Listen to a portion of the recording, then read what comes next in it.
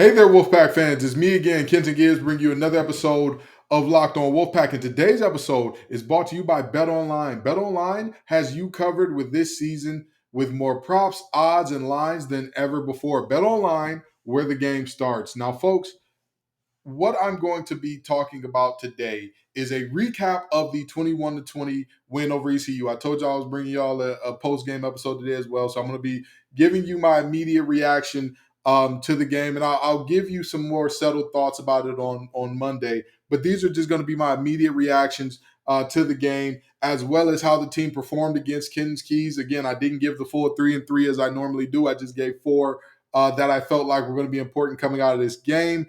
And I'm going to tell you some of the things I saw from this game that I'm concerned about, some of the things I'm not concerned about, and everything in between. Because when you come away with a 1-point win, when you're favored by double digits coming in, and when you're going up against a group of five team, there's obviously going to be some questions, some comments, some concerns from the fans. So I'm going to talk about all that and more on today's episode of Locked On Wolfpack.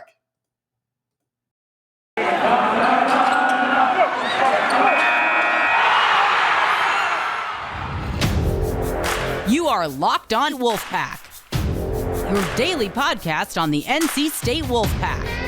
Part of the Locked On Podcast Network, your team every day.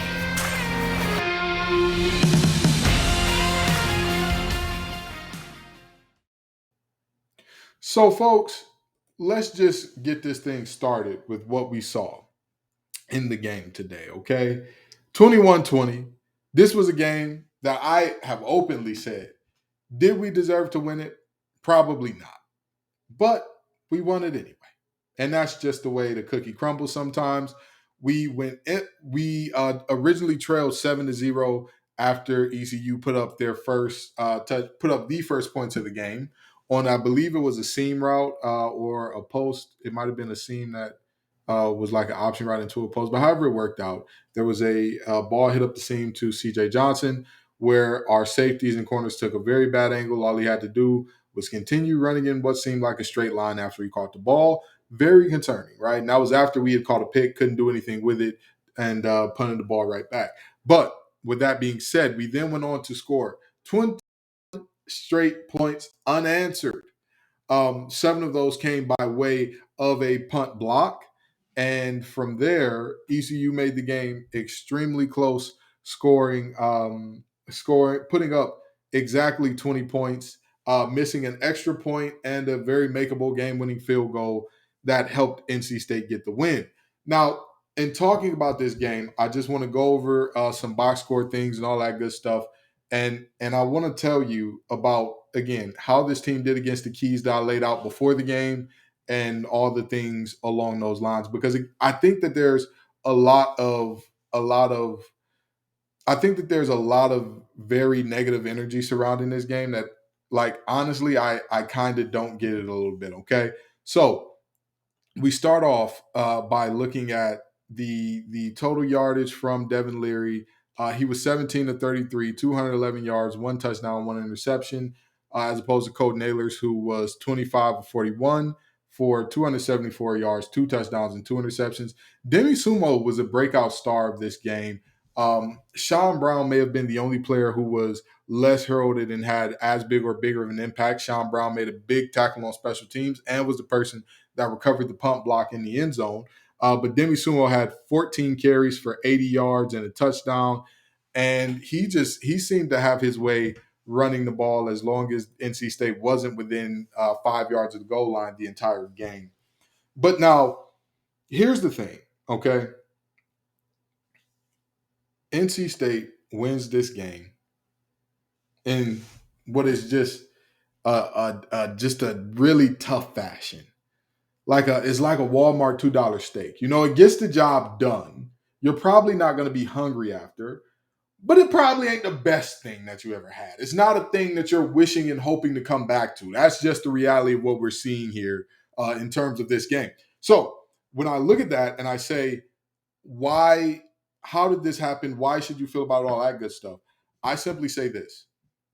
This game and some of the reactions I've seen have been just very far out there.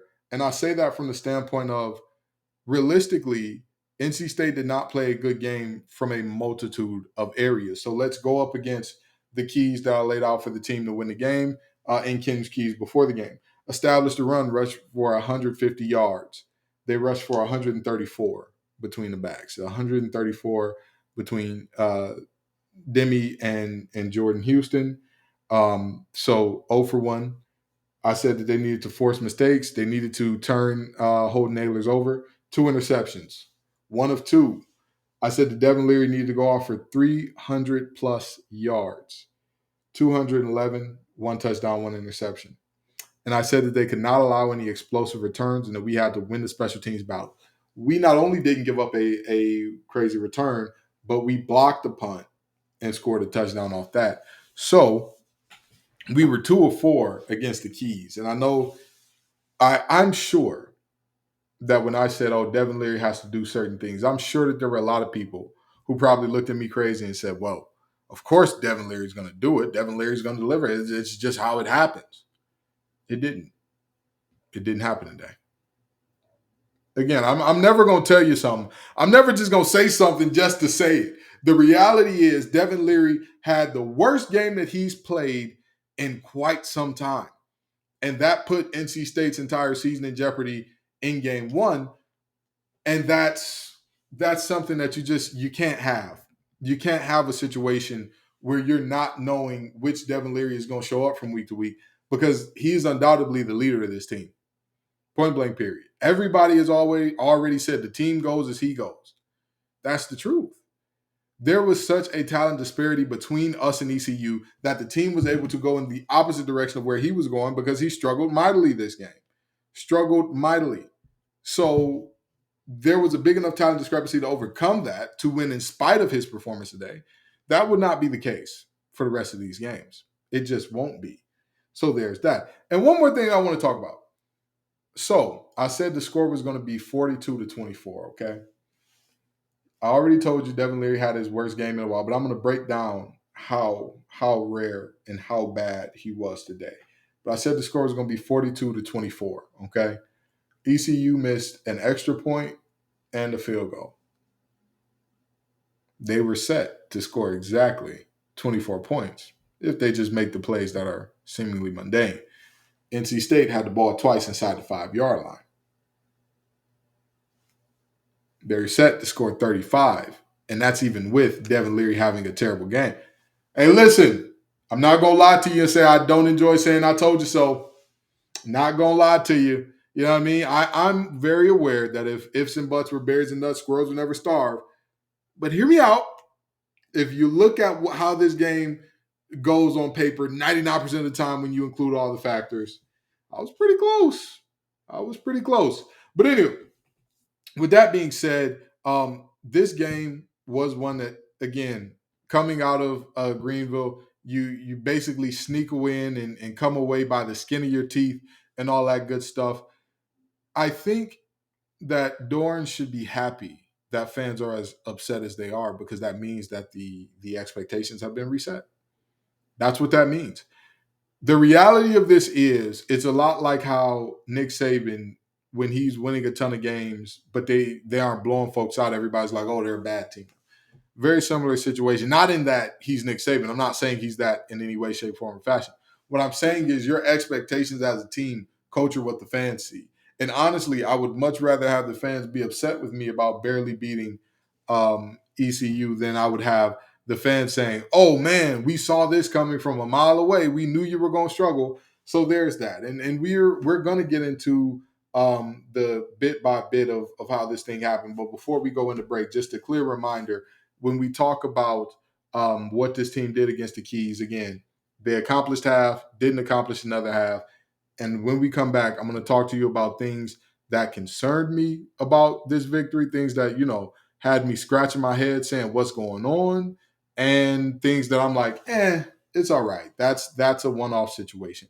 But now I've got to talk to you about something that is much more serious than football, and that is impaired driving. Please understand, if you're one of those people that thinks it's okay to drive stoned and you say to yourself, what's the worst that could happen? You end up driving below the speed limit. It's no big deal, right? Wrong. Very wrong. The truth is your reaction times slow down when you're high. You not only put yourself in danger, but everyone around you. Stop kidding yourself. It's not okay to drive high. If you've been using marijuana in any form, do not get behind the wheel. If you feel different, you drive different. If you drive high, you get a DUI. So stay safe and stay off the roads if you've had any type of substances like this in your body. Alrighty. So the next thing that I want to talk about is the things that I'm concerned about and the things that I'm like, not really a big deal. Okay. One of the things that I'm very, very concerned about is the amount of penalties we had. 8 penalties for 73 yards. 8 penalties for 73 yards. Now, I know a lot of people might hear that and say, oh, well, that isn't that bad. Think about it this way. Football is a game of inches. We all know that. But if you measure it out in yards, a touchdown, the furthest you can possibly go from one end zone to the other is how long? 100 yards, right? 100 yards, that's it. The reality is when you give up 73 yards worth of penalties, you're in essence guaranteeing the opponent a touchdown that they would not have had otherwise. As we saw on ECU's last touchdown drive, they scored a touchdown on a drive that was enabled by penalties, or maybe it was their second to last touchdown drive. But either way it goes, one of their touchdown drives was greatly aided by a face mask on a tackle. The penalties have to stop. The penalties have to be a one-off. That's something that I don't know.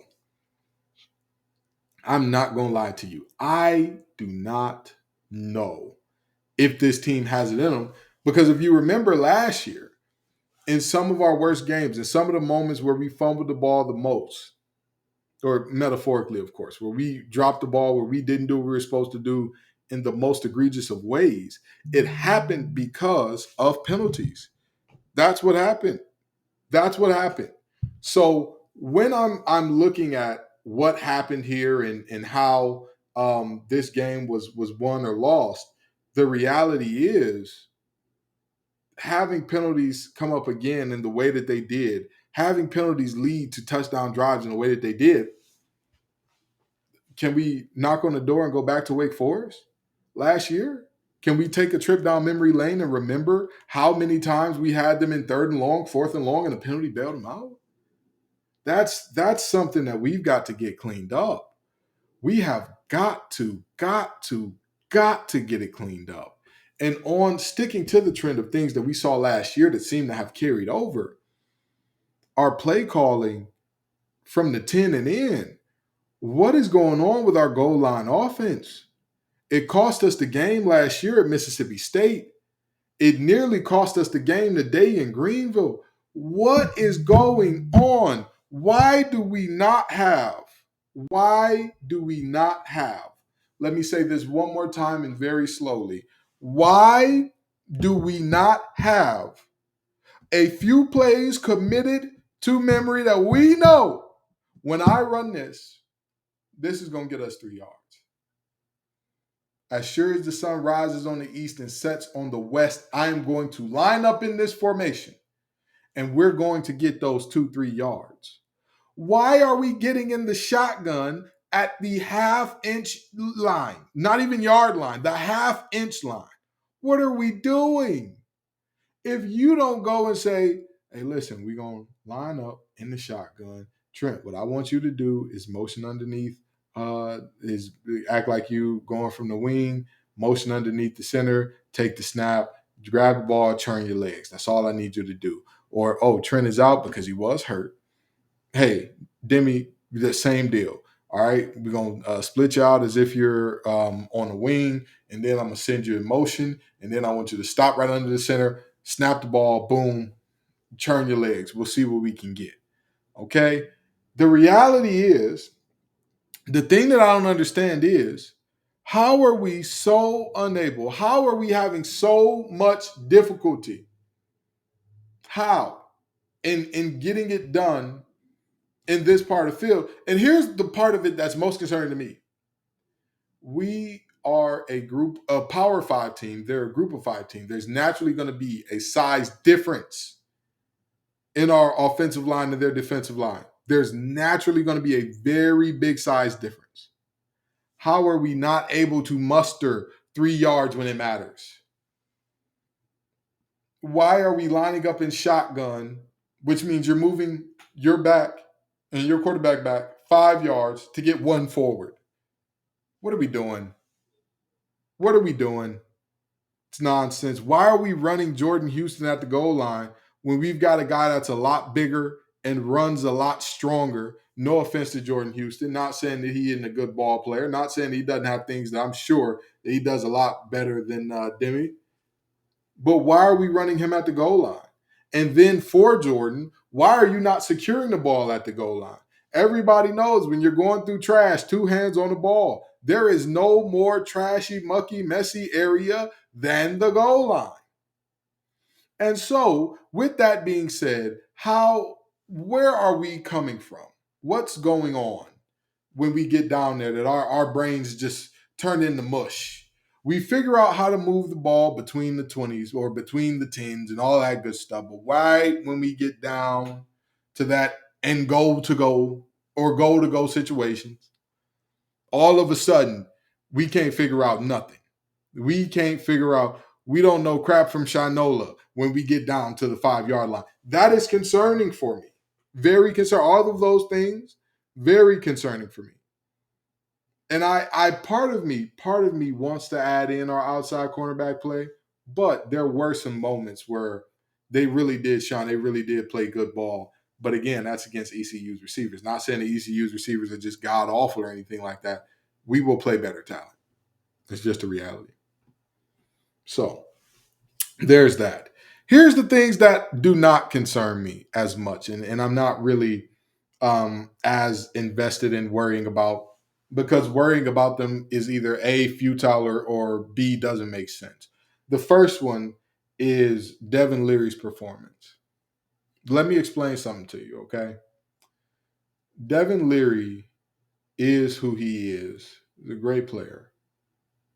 Even great players are allowed to have off nights, off games. It's just a reality. It's just a reality, right? Unless we're talking about guys who win the Heisman and that's your bar, then sure, most Heisman winners don't have an off game. Absolutely. But let me not even say that. They don't have an off game in their actual Heisman campaign. Most do not.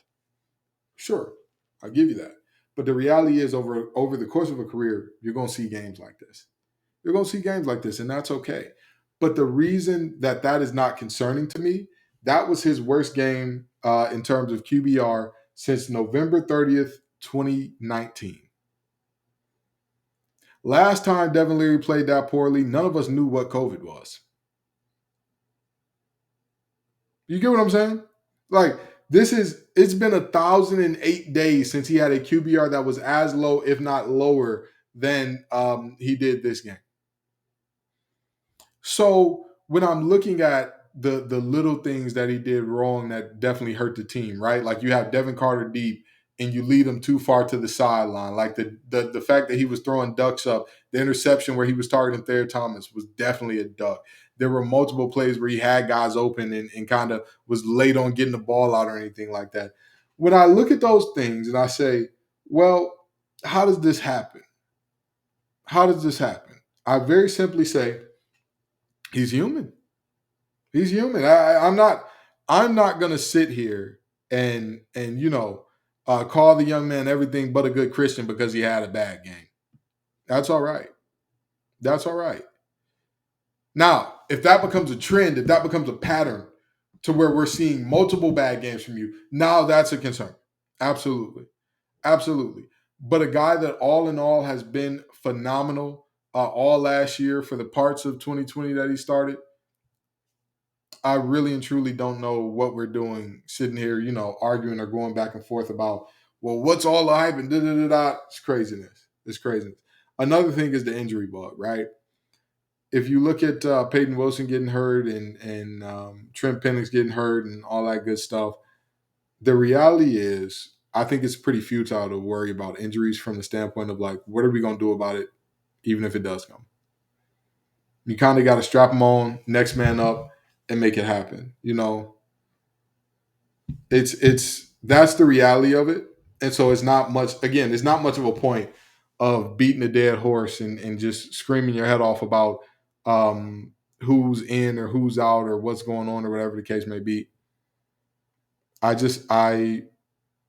don't think that there's much utility to that one.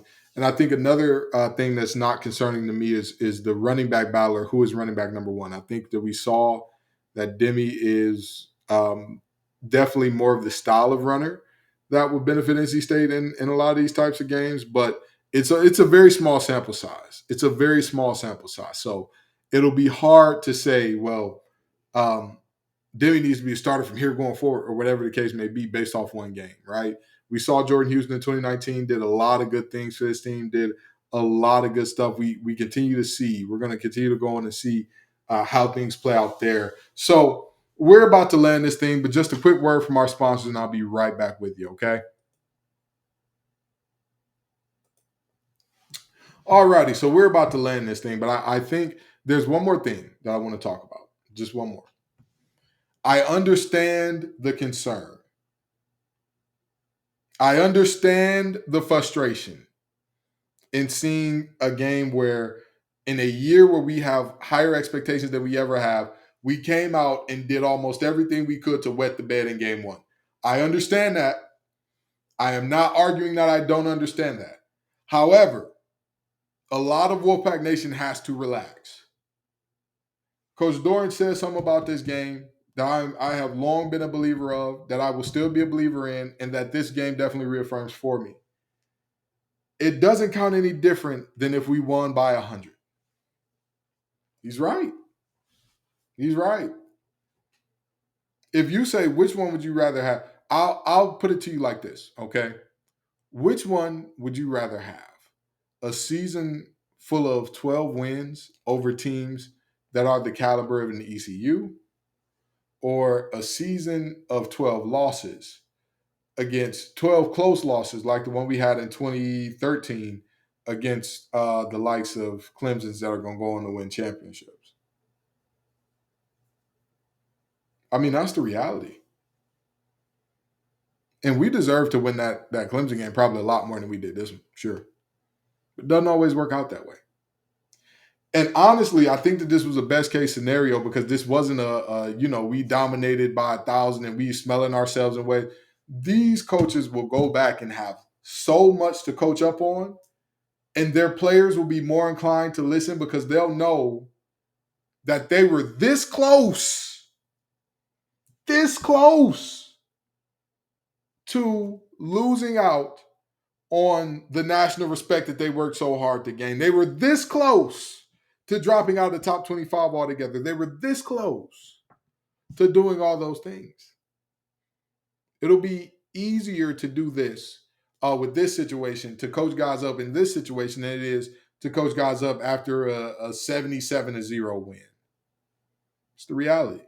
Because when folks start winning by those big amounts, I'm King Dingling. Nah, you can't tell me nothing, coach. I don't care how long you've been doing this, man. I'm on the field. I'm doing my thing. They can't stop me.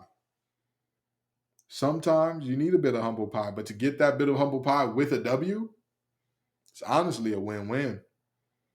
It's honestly a win-win. And to take it a step further, and I know I'm not trying to get ahead of myself and talk too much in the future about this team, but because as we saw Saturday, or as we saw today, rather, because I'm recording this right after the game, as we saw today, the reality is this team needs to show up every single week. However, there have been plenty of conference champions and even the occasional playoff team and even one or two national champions who have had a game or two where they played like complete and utter dog crap. And if you don't believe me, look at last year's ACC champ. Pitt came out of nowhere to everybody late last season. How did they come out of nowhere? How did nobody see them coming? Because they lost to Western Michigan. and everybody instantly wrote them off. I'm just saying. The reality is, this is one game. It was a bad game, but it was a win. So let's stop with all this. There's no way we should have been ranked at all, and we just lost too much, and we'd be lucky to get to 7 wins this year. Stop it. Relax. One bad game, a bad team does not make. It's one bad game. And the hope and the belief is that this is the worst showing, the worst outing we'll see from State this year. That's the hope and the belief.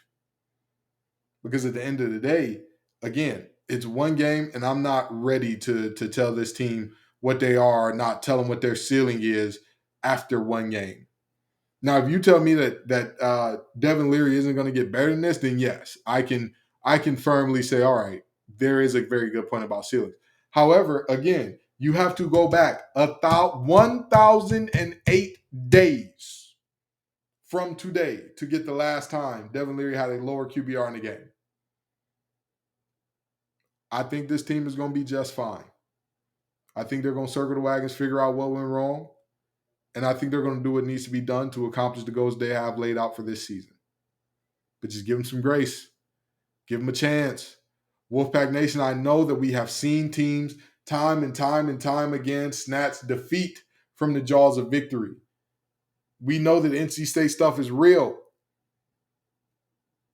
But don't, chastise these young men and call them everything but good Christians because they won a game. But it just wasn't in a way that you thought it was going to be. Knock it off. All right? I think this team's going to be fine, and we'll get back to the regularly scheduled bit by bit breakdown of who we have next week and going unit by unit next week, now that we've got a little film on almost everybody, all right?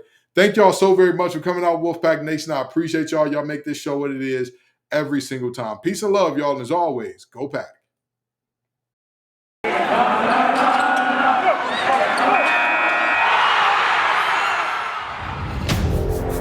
You are Locked On Wolfpack, your daily podcast on the NC State Wolfpack, part of the Locked On Podcast Network, your team every day.